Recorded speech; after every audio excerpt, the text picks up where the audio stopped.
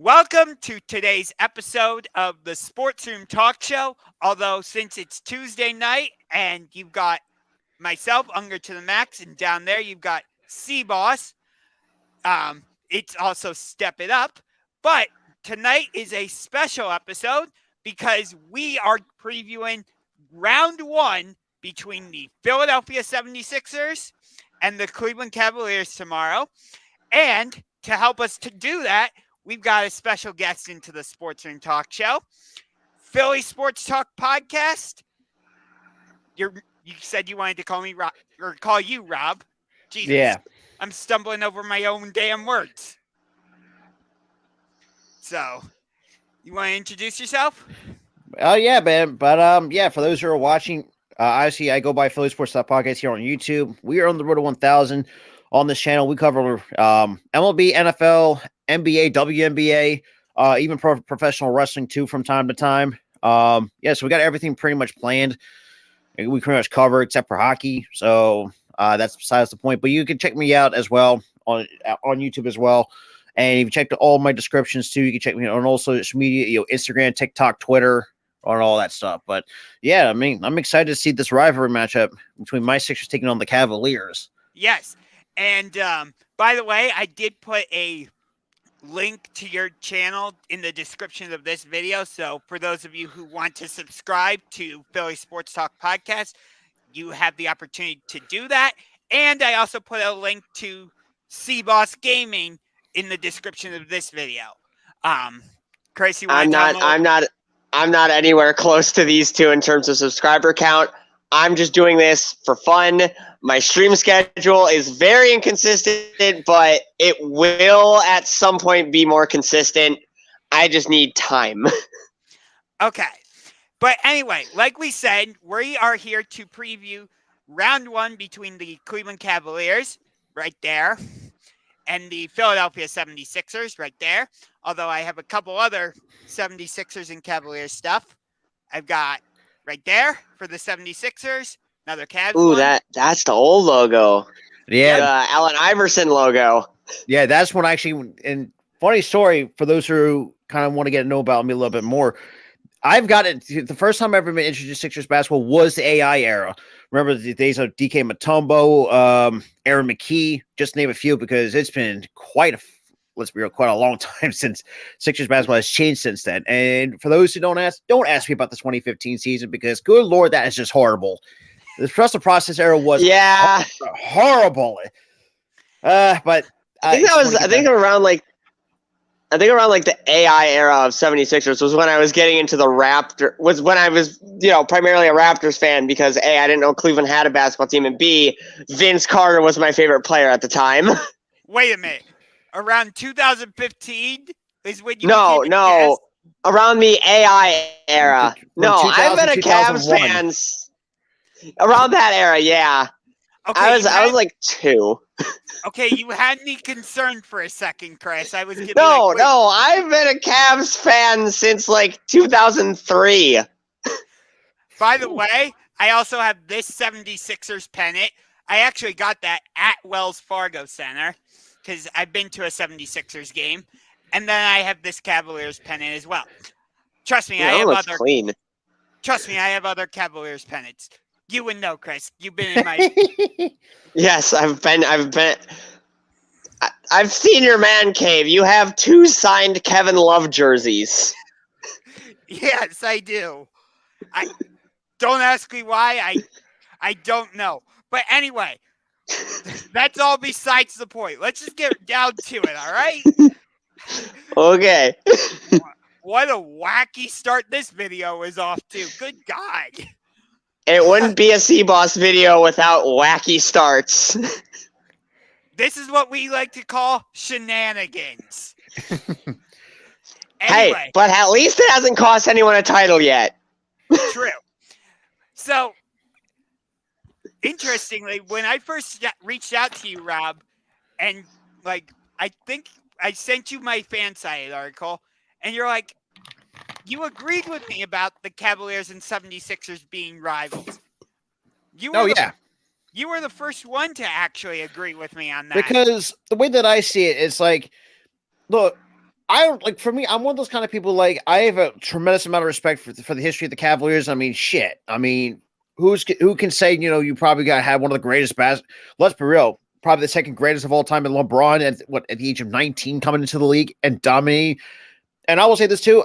The one player I really hated on that team was Carlos Boozer for talking a lot of mad shit on LeBron. And yet this man paid for it. But looking at how these two teams can match up. Now, granted, I think probably the best trade you guys ever pulled off was getting that Donovan Mitchell trade. And I think for me, from an outsider looking in, I think Mitchell could be that one piece you kind of need for that offensive scoring, because the last couple of years that I've seen, or the 3 to 4 years I've seen, your scoring has been kind of iffy, so to speak. I'm not saying it's like there's bad, but just you were missing that one specific piece. Right. Like when you used to have Larry Markin, who was a complete pain in the ass to fucking guard. I will say that. But getting someone like Donovan Mitchell, I think really does help. And plus, I mean, I really like to see what this, and it got a bright future. Darius Garland, Kevin Love. I do have the injury report with me. But you have 3 guys out, and Kevin Love, Jarrett Allen, and Lamar Stevens are out for this upcoming matchup. Which that will hurt us, especially with the loss of Jarrett Allen, because that's most of our interior defense is Jarrett Allen. Right, and Joel Embiid will be healthy for this game. He came back from his injury last night against Atlanta, which very scraped by, might I add. But I mean, it's going to get to the point where, like, every time when the Sixers keep winning, it's harder and harder to try to get rid of Doc Rivers, because this dude is pretty much just, and throughout the last 2 years has cost us a lot of pain. Basically, kind of pisses us off in terms of his decision making, his play, I can say lack of a coaching ability. The fact his rotations were actually stink. I mean, putting guys in that they don't deserve to play. I mean, it's been a rough 2.5 years with him. True, but he did do a good job coaching against the Nets when you didn't have James that is true. Harden, Tyrese That is Maxey. true. I'll give him that. But it's true, and because a Sixers fan, we do poke fun of the Nets, and for good reason. The fact that they lost to us when we were very shorthanded. We didn't have Tyrese Maxey. I think we didn't have Embiid. We didn't have Harden. I think we didn't have Maxey because he's still out with the foot injury. So we pretty much beat them shorthanded. And yet, like, and my buddy Jeff, who's a good Nets fan, and all things New York, and he knows it too, like how bad how dysfunctional that organization truly is. Especially what do you have? Well, as Sixers fans, we all basically Simmons is basically who kind of pull like a Lord Voldemort kind of thing, is still don't like him over here in Philly because we're going to boo his ass out of the building. That's just how it is. But yeah, I kind of figured that with the whole him going to the Nets. I feel like Ben Simmons would have been public enemy number one, especially with how loyal Philly is to their players. And if any of their players goes turncoat, see Terrell Owens, you're gonna go after them like they're on the most wanted list. But there's only a certain exception. Some players, like, if they do, like, say, walk and go to the other teams, there's a lot of times too, and coaches too, there's a lot of times that we have certain exceptions. When Doug Peterson is with the Jacksonville Jaguars, we still gave him the utmost respect of what he's done with the Philadelphia Eagles. Right. And when Andy Reid came to town, that's most of us longtime Eagles fans always, we'll have a soft spot for Andy Reid because of how much what he's done, and especially the talent he had around us and throughout the 2000s. Brian Dawkins, Brian Westbrook, Sheldon Brown. A lot of people don't remember who laid out the huge hit on Reggie Bush. Donovan McNabb. McNabb. That's a whole different story between him and T.O. because god damn, that was just ugly. But it's we do have this weird narrative around us that we are at times nauseous, but they just try to lump us all into one where you don't have, like, just not breaking it down. So try to, give you, kind of this bad narrative surrounding Philly sports fans. Yeah, yeah. I do get that. Although Ben Simmons didn't really go turncoat because he was traded to the Nets Right. as part of that James Harden deal. But the reason I think Philly fans hate him so much Is because he kind of did give up on the team. Exactly. He won't shoot the fucking ball because it's been 6 goddamn years with him. Like, this is an offensive driven league. Like, does any I don't get it. And I made a video in the past, like breaking down his scouting board. Nothing changes when he came out of college. Still the same player what he was in college, being that spoiled, entitled little brat that he truly is.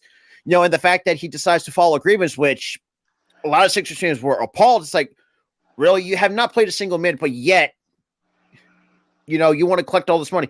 Now, granted, there's one part, I mean, I think I can see why. And also, I'll put this all blame on Elton Brand for giving him that max extension, because I never see this kid as a max extension. Because for me, I wanted Brandon Ingram, as the number 1 overall pick. Because it's just like Simmons for me. It's just like, a lot of people have to realize too, Philly sports fans, we have a certain expectations to live up to it. Like, say, I mean, look at Maxey, perfect example. No, didn't really have the greatest rookie season, even though it came off the bench. But even looked at years 2, probably had to really improve to what he showed and stepped up. Let's be honest, one of our better point guards.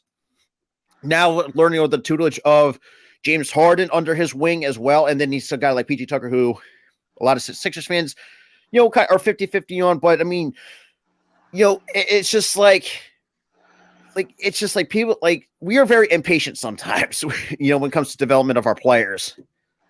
Yeah. And I think that makes sense, because when you get talent like what Joel Embiid has turned into, and you have an all-star, some say James Harden is a superstar. I think that's debatable, but that's a different discussion. I won't say he's a superstar. Not like, if you go back like 5, if he was to play like when he's like 5 to 10 years ago, then you could definitely make the argument. But no one at this point in Harden's career, I mean, I think he's just a solid role player. I think that's just what he is now, which I'm okay with. I mean, because this is, by this all said and done, because we've been in, quite frankly, it's been next year, if we don't fall short this year, make it 40 years without a title. Because we have not won a title in Philadelphia for the Sixers since 1983. And I'll say this too: Philly sports, we have some droughts going on. The Flyers have not won anything since 1975. The Sixers haven't won anything with 83. Obviously, the Phillies in 08, and then you had the Eagles in 17. And it's just, in certain in Philly sports, there's some year we got patient in sports, like the Eagles, the Phillies, and stuff like that. But with the Flyers and the Sixers, it's a whole opposite, because you want expected results. It's like, when you have and this is, I always tie this to how Villanova's, even though it's a bad start, to a 5 start, people have to realize too. For me, I'm very patient with them, because you got a new head coach, you got new players coming in. We got to see where their strengths and weaknesses lie, and a lot of fans don't see that. They just want instant results as much. But that's just how it is. And that makes sense. Like, under Jay Wright, Villanova won 2 national championships. You had players come through there like Ryan Arcidiacono, Chris Jenkins. I mean, Gillespie. You also, Gillespie. Yeah, I was really never high on Gillespie, but you got Dante DiVincenzo was pretty solid. They had talent that actually Jalen Brunson, Mikal Bridges, Sixers fans. God, we hate to have to relive that on draft night. We had to. Oh my God, Brett Brown. Brett Brown is our next public enemy for trading away Mikal Bridges to the Phoenix Suns for Zaire Smith. What the fuck? Like when we saw this, like, no goddamn way did we just do that. And Zaire Smith just turned out to be another bust for the Philadelphia 76ers. I mean, you could also include. Wait, was it? Who drafted Markelle Fultz number 1 overall? We did. No, I know, but was that Elton Brand? I think it might have been, because at the time, this was before we brought in Daryl Morey, and I think this is coming after the fact that when the Colangelo shit came out, all this, like, the burner stuff, and that just, let's be real, probably the most ugliest PR shit that I've ever seen. And, and Brand's not going to be, I mean, as a player who's pretty well liked, but as our front office, he's 50-50. A lot of it's 50-50 with the fan base. It's like, but majority of the time it's Daryl Morey pretty much pulling the strings and just Elton Brand just sits there and just watches pretty much. And, we've been through so much shit, basically. I mean, we dealt with Brett Brown for 7 years. I mean, after Larry Brown left, like the coaching, some of the head coach we had has not been the best in terms of quality. Right. And that's what I was asking about. Was Brett Brown the head coach when you guys drafted Markelle Fultz? Well, no, that was also because Brand also gave him the GM power. Brett Brown the power to draft players as well. Which, looking at it, it was one of the bad decisions that I think Brand's ever made. Now we're seeing what Markelle Fultz is finally doing with the Orlando Magic. And I mean, we have a whole lot of line of players that turned out to be busts, and we're seeing these former players. I mean, former players used to play for us. Guy like a Drew Holiday. We've seen Lou Williams still balling out 34, 35 years old. It's just like, Iguodala.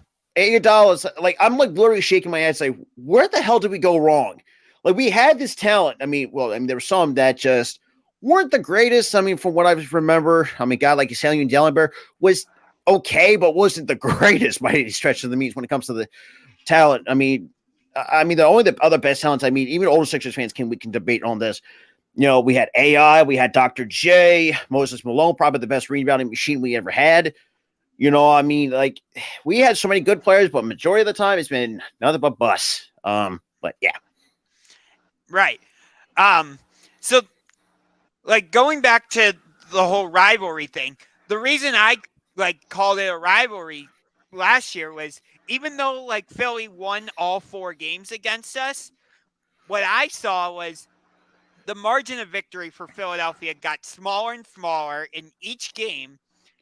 And then I was at the last game of the season series against Philly with my cousin, and it felt like the animosity just reached a new level. And there was one point in the game where I'm like, I wonder if a technical foul has ever been called on the home team's crowd. So, like, because yeah, I mean, that's a good thing to really think about. Say, I really never thought about that until you just said that. It's like, that's an interesting thing to really. That's like, I would never. I think like the only time I would ever be like, should the refs call a technical foul on this? Do you guys remember the Malice at the Palace? Yes. Oh God! That fan that threw that beer at Ron Artest, he would have gotten a technical. Yeah, I'm surprised looking back at it and say, man, how did he not get his ass beat? Because he's the one who threw the damn beer. I know. Well, I mean, Ron Artest went into the crowd and went after him, but I think he ran away. I think he's like, oh shit, he's coming after me. I'm going. But like I said, I mean, with us and the Cleveland Cavaliers, both Eastern Conference. I mean, this is what great about the Eastern Conference. I mean, you can pretty much make new rivalries. I mean, we've been main rivals of the Boston Celtics, who have been kind of a thorn in our side for a couple of years. I mean, you also had the Heat. Honestly, who isn't a rival with the Celtics in the Eastern Conference, to be honest? Everyone outside of Boston hates the Celtics. Pretty much. And, with the Celtics, or not the Celtics, but the Cavaliers, though, I mean, the fact we could definitely put up a rivalry. I'm okay. I'm down for that. I mean, I think we got 2 good teams going at it. I mean, the younger, we got 2 good, like I said, 2 good young teams. Playoff caliber. Oh, absolutely. I think one ahead of the other. I think the Cavaliers might be the 7th seed. I think we're behind the Cleveland Cavaliers in the seeding, if you're right. Right now, the Cavs are actually the number 3 seed in the Eastern Conference. The 76ers currently are 5th. You know what? I had this team as a 4th or 5th seed at best. The way that especially with a slow ass start, because, oh God! But I'm excited to play, and even during the preseason too. I like what I saw out of the Cavaliers though, and they gave us a really run for our money, especially with Donovan Mitchell though. I tell people this too. If you leave Donovan Mitchell open, he is going to kill you. And we've seen that mostly, especially when I did the preseason game. That was kind of frustrating because the dude was just a walking bucket anytime that you can see it. I mean, right. But I mean, I have a tremendous amount of respect for the Cavaliers. I mean, I think this is going to be a good rivalry to come for years to come. Yeah, and you were talking about earlier, like what the Philly sports fan is and how, like, if you go against them in any way, like they're gonna like show you no mercy. I feel like Cleveland fans, not to the same extent, but I feel like Cleveland fans are similar in that regard. I mean, we've had our moments, like when after Kyrie requested his whole trade to Boston and all that first game, I remember fans specifically booing Kyrie, and it was the same thing when LeBron left for the Heat. It was when LeBron left for the Heat, that was very ugly. That was very ugly. I've seen that was what 2014? 2010. Yeah. Holy crap! It's been holy shit. Holy crap. It was a lot. 2014 was when he came back. Right. It's just like, a lot of this is why a lot of times too. It's just like this is why sometimes I hate partial our fan base because it's like like say one good player leaves and actually balls out that we always find a way to like burn jerseys and shit like that. It's like, are you really that fucking like literally? I even hate portion of this fan base because it's like we act like complete idiots. I mean, the only thing that people bring up, that still for some reason they still think we're still associated. Throwing batteries at people. We threw we booed Santa Claus, threw snowballs at him. I know that was actually Jimmy Johnson we threw snowballs at. I mean, we done some crazy shit, but I mean, the people still bring that up. That was during my grandparents' day, before my grandparents were even born. It's like, really, let it go for the love of God. Right. I mean, the people who are like against Cleveland fans don't constantly bring up Bottlegate when we literally threw beer bottles at refs. Oh, that was a horrible. That was what 2000? I want to say 2001 or 2002 ish. Yeah, that sounds right. And they had to postpone the entire game because it was raining beer bottles. Yeah. And some people also bring up the last game at Cleveland Municipal Stadium when fans literally were ripping chairs out and throwing them at the field. My cousin actually has a couple of those seats from the Cleveland Municipal Stadium. What the fuck? Yeah, I was about to say, what the hell? Because that was the game. That was the last game the Browns played before moving to Baltimore and becoming the Ravens. This was their late 90s? Yeah. 1995, I believe. Oh, yeah. See, I would not remember that. I was in 97. I was told the story. 97. Got it. I was born in 99. Damn it. Yeah, I'm young. Okay. But my dad told me the story because he was there. He was there with a couple of my uncles on my mom's side, and he remember feeling like, he remember feeling pissed off for the fans that it escalated this much, that they were literally tearing the stadium, seats out and throwing them because of some guy who's like, yeah, you know what? Cleveland is a nice sports city. I'm gonna move the flagship team, the team that everyone across Cleveland loves, to Baltimore because I'm an asshole. I mean, could it be worse than the Colts' previous owner? Oh yeah, they dipped overnight without telling anyone. Yep. Like, how petty do you have to be to not tell anybody and leave like 1:30 in the morning to go to Indianapolis? But they didn't even tell the city council who's in charge of everything. Hey, at least the Colts kept the name and kept the colors to honor their history. Yeah, true. But anyway, so looking at tomorrow's game, so your Sixers are coming off of I think it was a 104 104-1-0 win against the Hawks. Who, right. a lot of people realize too, like they've been kind of, I would say, not let's say a boogeyman, but the quote unquote type of boogeyman that some kind of haunts us for good reason. Probably the most infamous moment I think Sixers fans, we don't want to relive is Ben Simmons passing up an open dunk. And pretty much broke down the entire city of Philadelphia. Oh yeah, I'm surprised. Yeah. I'm surprised Philly didn't pull Vancouver when the Canucks lost Game 7 to the Boston Bruins in 2011 and pretty much burned the city down. I mean, they did the same thing in '94 when they lost to the Rangers in the Stanley Cup Final in Game 7. But anyway, so meanwhile, the Cavaliers are coming off of a rough 3-game road trip. They lost at Milwaukee, narrowly beat Detroit on Sunday, and then just got wrecked by the Toronto Raptors 100-88. Whew. Yeah. We really were missing Jared Allen that game. And we're gonna be missing Jared Allen again this game because Joel Embiid is coming to town. Yeah. Yeah. I mean, the only player we have out for us is Jaden Springer. That's pretty much about it. Even though we know that Max, I don't exactly they're going to have. I think Maxey might be coming off, but I think we still might because we might have him on the minutes restriction. So we'll see how that goes. But like I said, man, with the injury report, Kevin Love is out. Like I said, you had Jared Allen is out, and Lamar Stevens, your forward, is out as well. So you have 3 players out against the Philadelphia 76ers.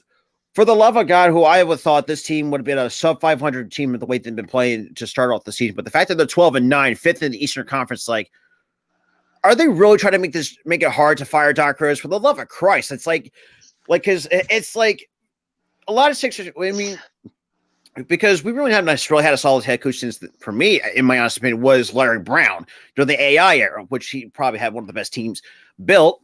But I mean, just I don't know. Doc Rivers just really isn't the kind of coach let's kind of get behind his players because there was a couple instances where, we saw his press conferences. He has thrown some players under the bus. One in particular, I think we have seen that clip where he threw pretty much Ben Simmons under the bus.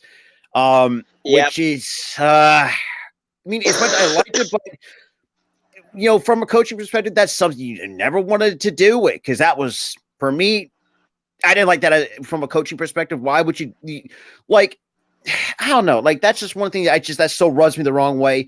And his arrogance sometimes is what's going to really pissing Philly off. He's just so arrogant. But yeah, I can understand it that. was kind of the same thing with the Clippers. I remember Clippers fans were pissed off at Doc Rivers a lot during when he was coaching them. I mean, when you took away a 3-1 lead and you have Kawhi Leonard and Paul George, yeah, you have reason to be pissed.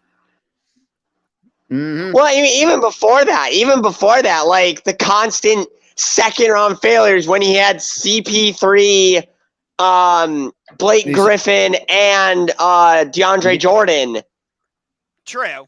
All those years of playoff misery after playoff misery kind of just like it kind of got under the fans' skin, and yeah. Yeah. I mean, what you want? Like he had a fluke year in 2008. Granted, the Celtics remained. That was a super team year. Granted, the Celtics had a strong few years after that, but still they traded for Kevin Garnett and Ray Allen, 2 Hall of Famers to pair with Paul Pierce, another Hall of Famer, and Rajon Rondo. Right. Rajon, I wouldn't call him a Hall of Famer, but at the time he was a borderline All-Star player. Yeah, it's just like he has really not been the same since then, which is sad. I love what Rajon Rondo brought to the table. I think the moment that he stopped being the Rajon Rondo we all knew was when out of nowhere he got traded to the Mavericks, and he was just not the same player. Yeah, I would say so. I don't even because he kind of bounced around. He kind of bounced around after that. and never went back to the Celtics. I know he was with us last year. Yep. Mhm. And then got into legal trouble. Yeah, sounds about right. I don't exactly remember what happened. I just remember waking up to a notification like Rajon Rondo in legal trouble. I'm like, I think it's probably on a gun charge. Come on. I think you're right. That sounds right. But yeah, like I said, man, like I said, coming into this game, like from what I saw on the Cleveland schedule, man, it's gonna be it looks like it's gonna be a little bit of a rough patch for the Cleveland Cavaliers because I mean, not having Kevin Love, who I'm surprised that I think the Cavaliers didn't move him at some point. Because I've been here when there's been a lot of like trade rumors surrounding Kevin Love. It's like, is he going to leave, or are they going to find a trade partner for him? But he's still stuck around. Actually, surprised to playing some solid basketball, which is, kind of surprising. And Jarrett Allen, he's one of our more efficient off the bench guys. Kevin Love is. And there's been trade rumors of him for like 3 years. I think the reason we can't move him is because nobody's willing to pick up his albatross contract. But Jarrett Allen, and I talked about people this too. I mean, I think that I'm trying to think, what the hell did you give up in order to trade for Jarrett Allen? Because I don't know exactly what you gave up. That was the 3-team trade that gave the Nets 4-team trade, actually. 4-team trade. Oh, see, that was what gave the Nets James Harden. We gave up Kevin Porter Jr. to the Rockets, to Houston. The Nets gave Jarrett Allen to us, but who was the 4th team? Indiana. Who gave what to Indiana? I think it was just a bunch of draft picks and stuff. Ah, okay.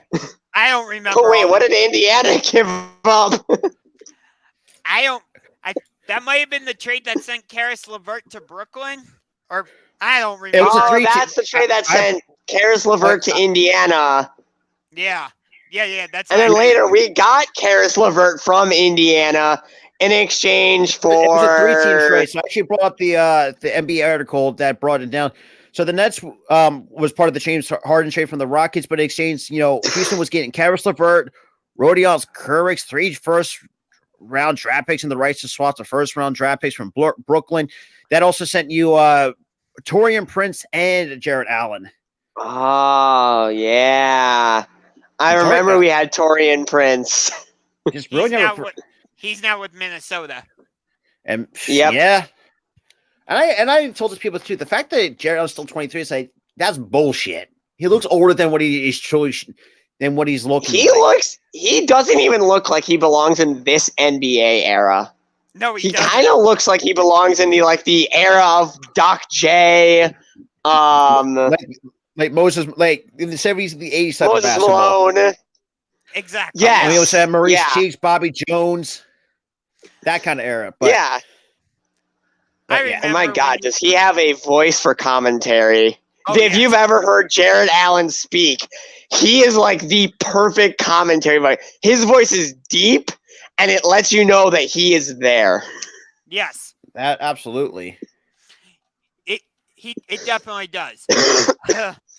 So, this is the first of 2 meetings this season between the 76ers and the Cavs at Rocket Mortgage FieldHouse. They'll only play 1 game in Philly at Wells Fargo Center. The second meeting between these 2 teams in Cleveland is unfortunately for us on the second night of a back-to-back after playing LaMelo Ball and the Charlotte Hornets the night before in Charlotte. I don't know why they're doing that to us. Like, we have a back-to-back against Steph Curry and Klay Thompson one night and Giannis the next. Yeah, I don't know. Whoever made the NBA scheduling was like, hey, you know those Cleveland Cavaliers? Let's screw them. Yeah, let's just give them the hardest. Yeah, let's just give them the hardest schedule possible. See if they can last. Yeah, and here's the annoying part is when we play Philly on the second night of a back-to-back after playing in Charlotte, that game is on ESPN. Yeah. It's a primetime game. Yes. Yep. Well, that'll be fun. So I'm just like, couldn't you given us a day off between Charlotte and Yeah, Philly? and that's Especially a day to travel. like literally like that's always been my biggest nitpick with the NBA schedule. Like, at least give these teams like a day or two off. Because like if you're going on the road, like give them like 1 day to travel and at least 1 day to rest a little bit. Like Right. we've seen, and I can speak from seeing the Sixers team too. When we played it back to back, there was a lot of times we split those back to backs, and it's ridiculous. Like, you're wearing these players out. Like, give them a time to like recuperate for Christ's sake. Right, and that's why a lot of players, like, I remember in 2015, 16, there was like this whole big like thing about like players resting, and I'm like, well, yeah, because a lot of times these players are playing back-to-back nights, sometimes a back-to-back, which was road and then home. Of course they're going to want to rest. They don't get a day to do that. You're more susceptible to injury that way. I've seen a couple of my players, some of my Sixers players hurt because on a back-to-back. Like, yes. like you're really risky. Look, I don't mind a back-to-back, but give them like a day off in between. Kind of like how the MLB does. You know, if you finish up a series, you had that 1 day off. If you had to travel over on the road, you take that day off, go to travel, kind of rest up a little bit, and then you get and move on to the next series. Nah, basketball said, no, let's just wear these guys out. I mean, oftentimes with Major League Baseball, they'll just go series to series to series without a day in between. But you are right; they will. That is true. They will have like days off in between some series. But I remember, like with the Cleveland Guardians last year, they had to do a road trip where they were at the Yankees, at the Angels, and then at the Athletics. They had like a six straight road trip. Right, and there were no days off in between any. I think so. They had to go straight from New York to Los Angeles without a day in between. So for me, I tell this a lot of people this too. I call the Angels the Anaheim Angels because they belong in Anaheim. The bigger brother. Like, first of all, they take the Los Angeles out of the goddamn name. The only team that runs Los Angeles is the Dodgers. Yes, because the Los Angeles Angels of Anaheim is a stupid name. That's a mouthful. Just call them or at least bring back the California Angels for Christ's sakes. Right. Yes. And I mean, they're not. Look at the Anaheim Ducks. You don't call them the Los Angeles Ducks of Anaheim. They're the Anaheim Ducks. Or as I will call them forever, the Mighty Ducks of Anaheim. It's like you had freaking ESP, Chris, because that's right where I was going to go. You and I are always on the same wavelength, though, Josh. It seems like it, yes. Good God. But, yeah. The Mighty Ducks. That's an old team. Yeah. I was thinking about going to this game tomorrow, but I actually have to do some work, so I have stuff going on tomorrow too, anyways.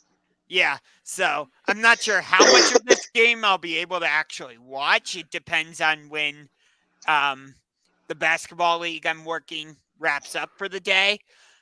But yeah, I don't think for me it depends on if I'm home. I don't think the betting odds have been posted yet. I'm looking at ESPN right now. Yeah, they didn't post the money line. I just checked that too. Yeah. The money line has not been posted. Although according to the matchup predictor on the ESPN app, the Cavs have a 53.7 chance and Philly has a 46.3 chance. But for me, I don't really go because for me, I think sometimes a lot of times those can be wrong sometimes. Just because, I mean, basketball a lot of times is very unpredictable, so it's back and forth. So for me, I mean, whatever percentages they put us, I just throw that out the window. Yeah, say, whoever wins. It's basic common sense. Yeah, but how much stock do you put into like those money lines and like? See, I can't say. If I have my buddy Jake Silva on, he'll tell you because he just knows a lot about money lines. He's kind of done a lot of that, even though he's. Even though he's not a huge NBA fan, but he'll do it for the Golden Knights, the Oakland A's, maybe the NFL. So he'll do that as well. Gotcha. Like, I know the very basics when it comes to the whole sports betting stuff. Like, I know if you're like a -2.5, that means you're a 2.5 point favorite, which I don't know where the hell they get the half point from. You can't get a half point in basketball. Nope. No. You gotta get 2 points or 1 point. Or You 3. can't get that. Or 3. Yeah. But there's what? If the basketball goes halfway in the net and then comes out, is that a half point? Is that an unknown rule? If it gets stuck halfway through the net, is that a half point? That's I don't know what I'm how thinking. basketball will get stuck.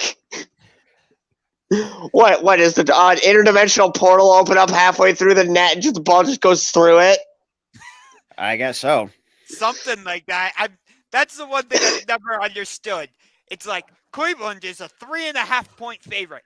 Where the hell did the half Point come from? Exactly. Is giving a half a point? Is that when you score on your own basket? Has that ever happened? I don't know. Like I said, I don't exactly know. Yeah, how do you score on your own basket? I guess you have to be a moron. I mean, Fair enough.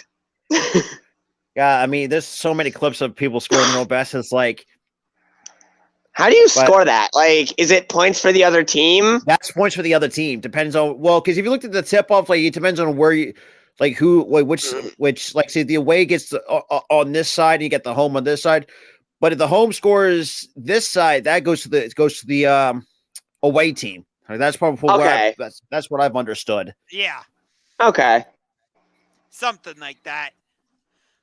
But just about, yeah. Yeah.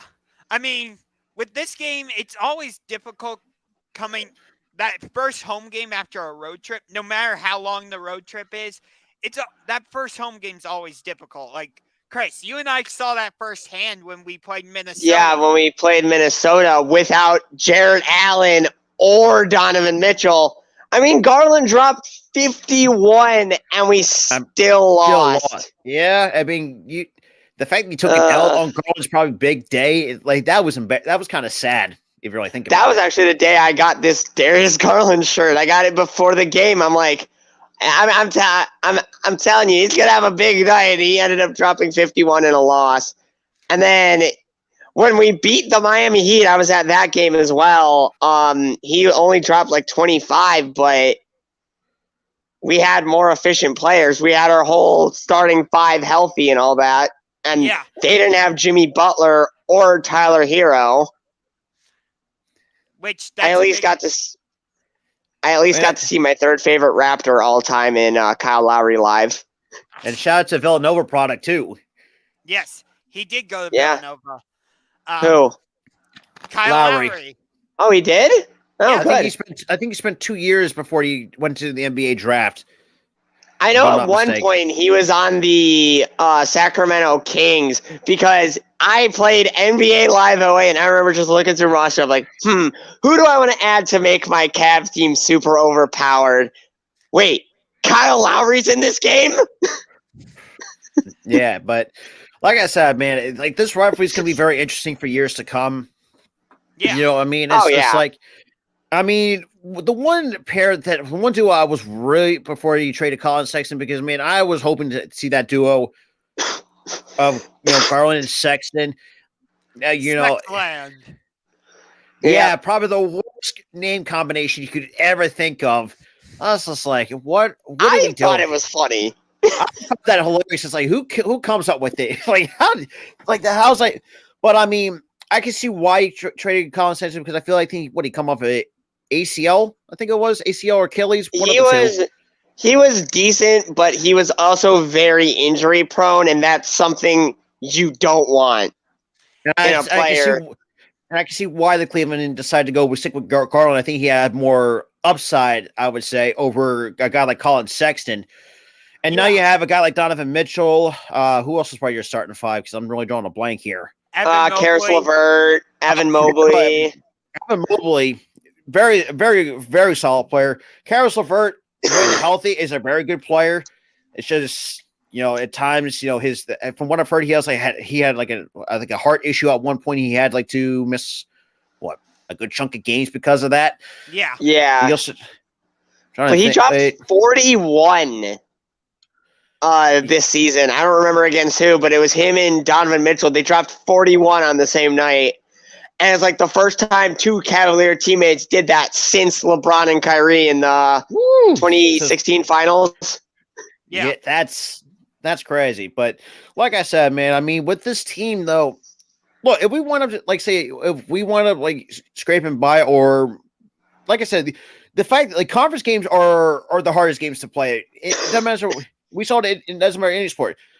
I mean, even though we play in different divisions, but when we play, say we're the same conference opponents, it's going to be a close game coming down to the wire, which has always been that way in many sports. In baseball, football, hockey, you name it. But I mean, I'm really excited to see what this Cavs team. I mean, even though we did get a little bit of a taste of what we saw in the preseason, for me, preseason really don't mean much, but it kind of give you I would say a bit of a preview of what to expect, especially for the Cavaliers, who I think, I had this Cavaliers team when I had been on a different basketball podcast. I think I had this team as a top 3 seed in the Eastern Conference, just based on talent level alone. Fair. Yeah. As long as we stay healthy, we can.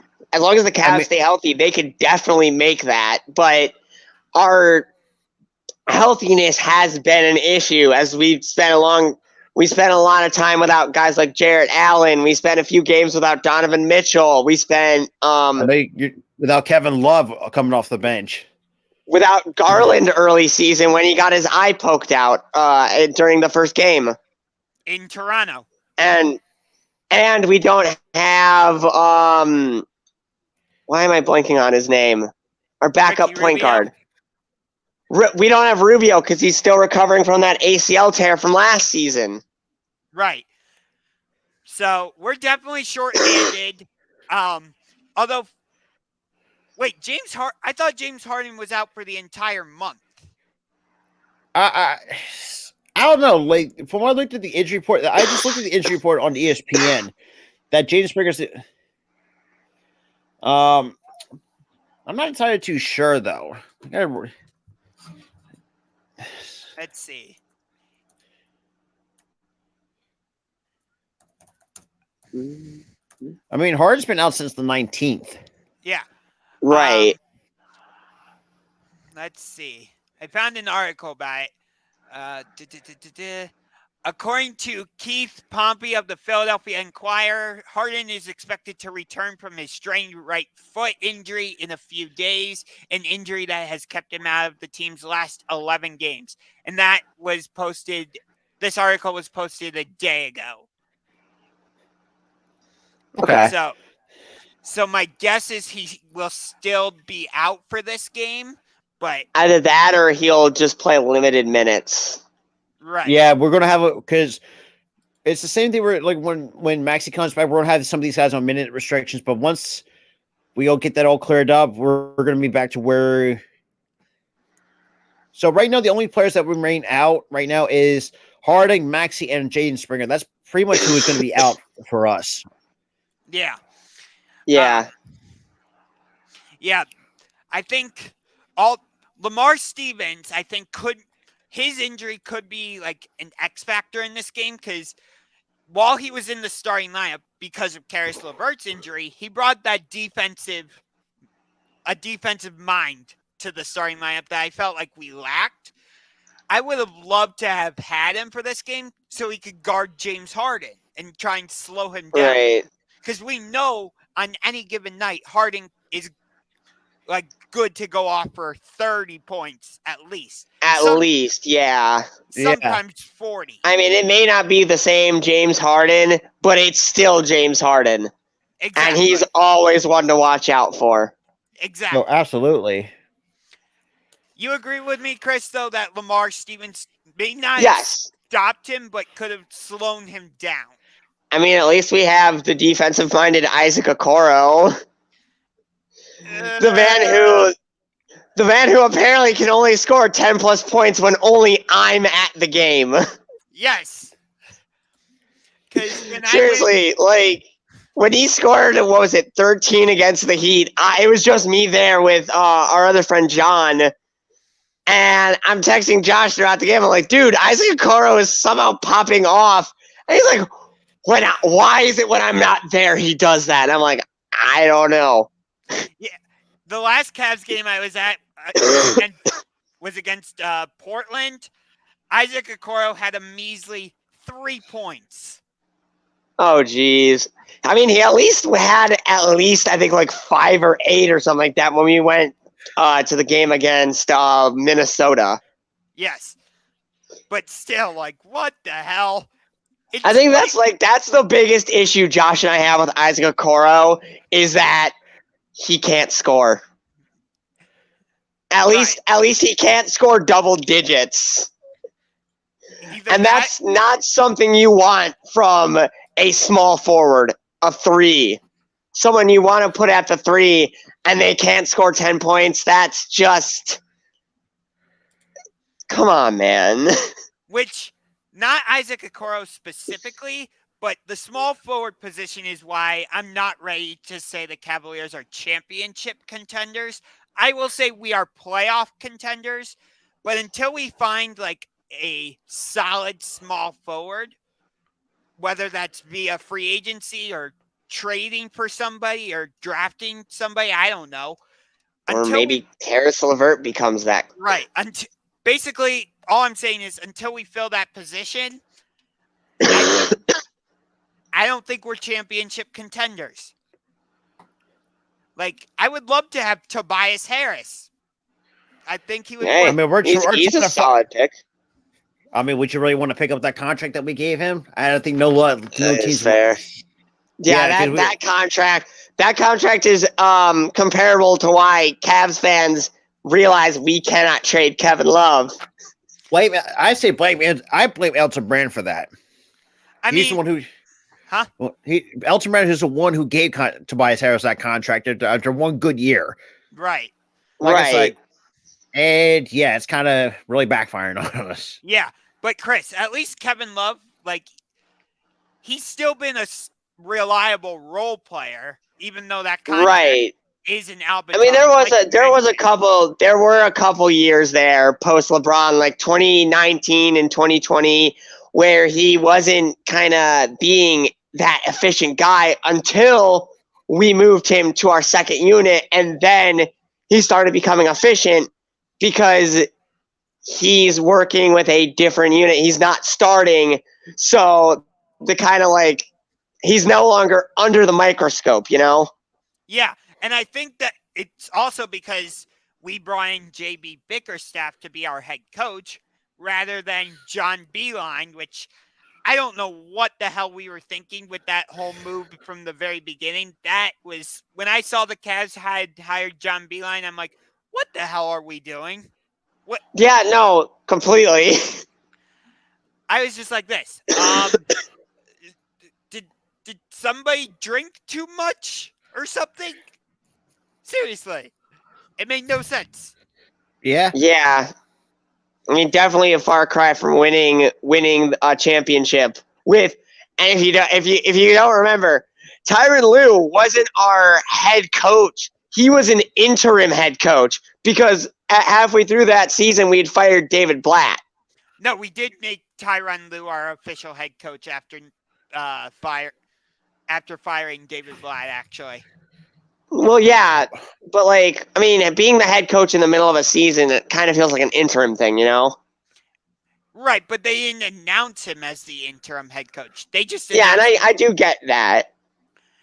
Whereas, like, say for hypothetically, if the Eagles were to fire Nick Sirianni, which trust me, I know they're not going to. That ain't happening.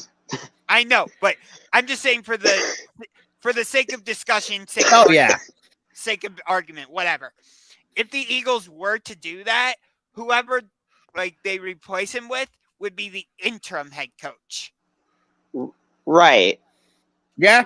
Which, yeah, that's a very good comparison. But I mean, yeah, I mean, you know, Eagles. I mean, look, you know, at first when we brought in Sirianni, most of us were kind of skeptical of what he's going to bring. You know, we went 9-8 in his first season. Now, probably the best start we've ever had in, you know, quite some time. You know, a 10-1. Like I said, I had this team going, especially going a bit about the Eagles, was that I had this Eagles team going 12-5, but the fact that they're on pace to be a 14 to 15 win type of team, like that's really going outside they're exceeding my expectations. Now, granted, yes, we have dealt with some key injuries, I would say. And that also ties to the fact that, and this also applies to the Cavaliers too. If you don't have a guy like Kevin Love, which I think is a very solid bench piece at this point in his career, without Jared Allen, like I said, that interior defense is kind of weak. You lose in some key spots, and I think these key like with us. I mean, we have our better interior defense in Joel Embiid, even though he could also beat you with the on good perimeter shooting. But we also have a tendency to, and the only thing we are kind of lacking is closeout defense on the perimeter, especially on 3-point shooting, which we kind of been torched on, because we really, I won't say we didn't have the manpower, but we just are kind of getting slow to close out. I mean, we have some guys, PG Tucker, like I said, Sixers fans kind of 50-50 on him, even though he really, I mean, his main job was not to be like one of the scorers, but he's been pretty solid defensively because that's what we brought him in for. We also brought in DeAnthony Melton because, obviously after we trade our 23rd overall pick and Danny Green, because I've been preaching one of the two kids to get rid of Danny Green because the dude was just constantly injury prone, and I like Chris said, I mean, I don't really want to deal with that. So we traded him away with our first round pick for DeAnthony Melton. It's really kind of turned out to be, I would say, a steal for us. Yeah, I would say that that has been a bit of a loss for Memphis. But either way, so by the way, I don't know why I haven't been saying this throughout the show, but for those of you watching, make sure if you haven't done so already, give that like button a big Uso splash. Hit the subscribe button with a, what did we say, Wardlow Power Symphony? No, we did. Powerbomb Symphony was for the notification bell. It was Skull Crushing Finale for the subscribe button. Gotcha. Okay, so give the like button a big Uso splash. Hit that subscribe button with the Skull Crushing Finale and give the notification bell a big Powerbomb Symphony courtesy of Wardlow. And don't get lost in the woods. That, by the way, that's Xavier Woods' finisher. That is how in WWE 2K22 I beat Roman for the WWE Championship. Good God. I mean, I had to take it off of him with someone. And Xavier Woods is one of my favorite wrestlers right now. Anyway. Shout out to the New Day. That's the way we're going to end this thing? Really? But something Sammy Uso. By the way, quick shout out to Team USA. They defeated Iran 1-0 and advanced to the knockout round. They'll take on Netherlands on Saturday. I can't believe we actually did it. We're making it. It might have cost us Christian Pulisic though. Oh yeah, he got hurt. Yeah, and it's not a place any guy wants to get hurt. I'm just gonna leave it at that. They're saying it's an abdominal injury. Oh, okay. Well, that's better. I mean, I guess. I think that's their way of keeping it PG. Yes. Because, I mean, they could have called it a groin injury. That is true. Because that's what it was looking like. Fair point. I'll give you that one. I'm just glad we made it. Yeah. Anybody else got any thoughts on this game tomorrow? Not really. I'm just seeing what these two teams can do, and we'll see who comes out on top and where we stand going right now. What be 30 right now? What are we 20? What are we 12-9? We're 21. About 22 games in. We'll, like I said, man. like I even said this too. Like I say, 21 games already, and still for me, still a short sample. I say, give it like 41 games, and you'll see where most of these teams stand in terms of going forward through the first half of the season. Yeah, because you never know. We've seen teams in the past, like they played bad in the first half, but we've seen, and they'll come out blazing hot to really end it off the rest of the year. I mean, we've seen it, and we've seen it. Like the Milwaukee Bucks, the really good start, and like I said, I'm not going to jinx anything, but if you do want to have a slow start, which is going to be very unlike them, don't know exactly when Chris Middleton's coming back, because losing Chris Middleton for Milwaukee has been a big, I would say, big of a blow, because that's another glue piece for that starting five. But like I said, I'm excited. I'm sorry for the Sixers Cavs rivalry, because I think this is going to be a really interesting rivalry for years to come. Oh yeah. Oh yeah. And I'm glad I'm not the only one that thinks this is a rivalry. So at least I've thought about it. I've given it some thought. I've searched around, and it is a rivalry. We just like. I just need to give it some time. Give it some time. It's beginning. The rivalry is beginning. There are pieces there that just need to come together, and that's when it's going to become the rivalry. Right. Like I said, I know my reasoning's a little bit, doesn't quite add up, because my whole reasoning, again, is that Philly, even though Philly won all 4 games, the point margins got smaller and smaller, and it felt like the animosity and intensity went up in each game. So that's why I felt like a rivalry was forming. So I understand if that reasoning doesn't quite add up. But, yeah. Yeah. It made sense in my head. What do you want me to do? If it makes sense to you, it makes sense. Exactly. Yeah, true. Exactly. I always try to find those obscure topics that nobody's talking about and try to give them the light of day. So that's always been my big thing. For example, the fact that both when Peyton Manning came here in 2015 with the Broncos for what ended up being his last game against the Browns, and when Tom Brady was here last Sunday for what is most likely his last game against the Browns, both games went deep into overtimes. Yeah. I think that whole story is fascinating. I think the most fascinating story I have about the Browns and Peyton Manning is that Peyton Manning is the only quarterback in NFL history to not lose a single game to the Browns. Yep, he went 7-0 against the Browns. No, and then you conversely look. Aaron Rodgers is 3-0 against the Browns, actually. Really? I could have sworn we beat him at some point. Nope. Huh.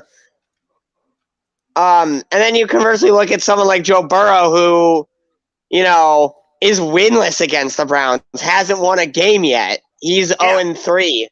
Yeah. Or 0-4, actually, sorry. Because he did lose this year. Right. And we play Joe Burrow next week in Cincinnati, but we got to get through this week against Houston first. Yep. If we win this game, if we win this next game against the Bengals, I think that it's cemented at this point that we have that we're the only one that has Joe Burrow's number. Completely. We'll see. But first of all, I want to thank you, Rob, for joining us on this week's episode of the SportsRoom Talk Show. We'll definitely do this again when the Cavs and 76ers meet up next. Maybe we'll do it on your show since the next game's in Philly, I believe. Yeah. Yeah. Yeah, I'd be down for that. Of course. I'm in. Yeah. Maybe we'll do a post-game show on Thursday to recap this game. Well, that depends if I'm working or not. Yeah, it depends on how big, because I don't know. This was like I think my only free day this week. Like I said, maybe we'll do a post-game show. Yeah. Because the other thing is too, which is, and those not just the play. I also do play-by-plays as well, and some out-of-market teams. But most of the time, you'll see like more of the kind of upcoming content as well, especially later tonight at 8:00 because I have my good buddy on as well. He's my other half of the channel. We're gonna be doing our annual NXT watch party. So yeah. pretty much I'm going to catch them up to speed on last week's NXT because we kind of missed that week in order to kind of build off and like where it goes into, especially with deadline coming up on the 10th, December 10th. It's gonna be interesting. I just watched NXT for the first time this year, and it's interesting. I'm still surprised that Mandy Rose isn't main roster. Why is she? She's been in NXT for how long, and she's not main roster yet. Well, she was main roster for a while. They just didn't use her right on the main roster. It's just, and that was Fair enough. I think I think they did the same thing with Finn Balor too, because he was main roster and then went back down to NXT after his feud with Bray Wyatt. Yeah, but yeah, I mean, and too, like we'll talk. We actually, me and my buddy Tyler, we'll talk about that on the It's Really podcast, which is all things professional wrestling. We do like recaps and stuff like that. So I mean, we have that show every so often. We can, depending on our schedules. Fair enough. But yeah, so that I think we're gonna wrap things up. So yep, I think Chris and I are both picking the Cavs to win tomorrow night. Obviously, I'm thinking, Rob, you're going to go 76ers. I think the Sixers, it's going to be a close, I think, like I said, it's going to be a close margin of victory, I think, for the Sixers, because, I mean, but who's to say? I mean, we blew out shorthanded teams before. So, I mean, I think it'd be, but knowing this is a conference game, like I said, it's going to be very close. It's going to be a close margin for error for both teams. Yeah. It's just the way that's how it's always been for whatever. I would agree with you. Yeah. Yeah. So we'll see how this game pans out. I almost said plays out. Well, I guess either way. Well, yeah, I mean, it works. Whatever. Hey, I'm actually going to do something on my own channel tonight. Sweet. So thank you for tuning in, and we will see you on the next episode of the Sports Room Talk Show. Peace. Peace.